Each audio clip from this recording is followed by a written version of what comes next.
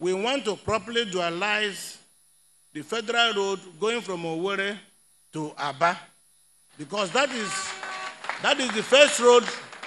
That is the first road when you land at our airport coming into Imo State. The first impression is that road.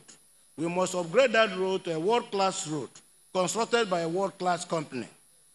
In doing that, Julius Berger had a very difficult offer, and their presentation did not meet up the requirements and desire of my government.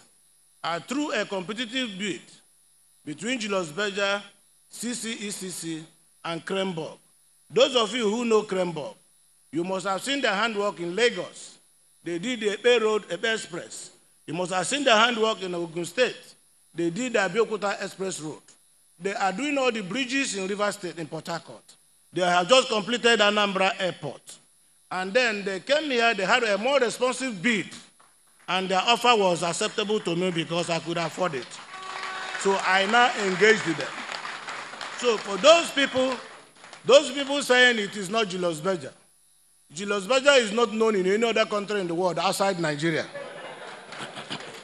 And because I came from the private sector, I cannot be intimidated with local drama and cosmetics. You understand? So I understand the business.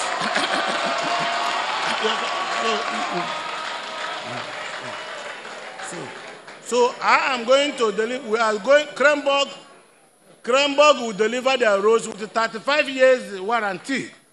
35 years warranty is not a joke.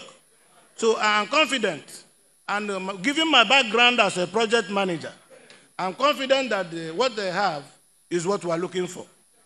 We recall the ordeal, how we lost to Chukwuma-Wanha Road. We have completed Chukwuma-Wanha Road.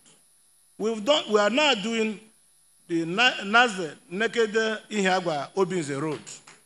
We have commissioned the first phase. It will get to Port Harcourt Road before the end of this year. Thanks for checking out Symphony on YouTube. Please be sure to subscribe and like our videos for updates.